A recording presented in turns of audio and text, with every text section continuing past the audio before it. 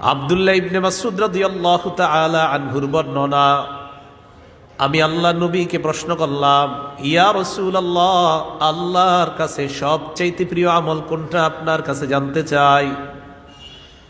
নবীজি জবাব দিলেন, আসসালাতু আলা ওয়াক্তিহা, সময় মতো নামাজ পড়া আল্লাহর কাছে সবচেয়ে প্রিয় আমল। ক্বালা সুম্মা আইয়ুন ইয়া রাসূলুল্লাহ, সাহাবী প্রশ্ন করলেন, এরপর আল্লাহর কাছে সবচেয়ে প্রিয় আমল কোনটা।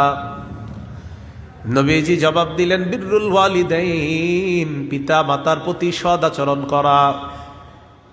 ক্বালা সুম্মা আইয়ুন ইয়া রাসূলুল্লাহ, সাহাবী প্রশ্ন করলেন, এরপর সবচাইতে আল্লাহর কাছে প্রিয় আমল কোনটা। নবীজি বললেন, আল জিহাদু ফি সাবিলিল্লাহ, আল্লাহর রাস্তায় জিহাদ করা।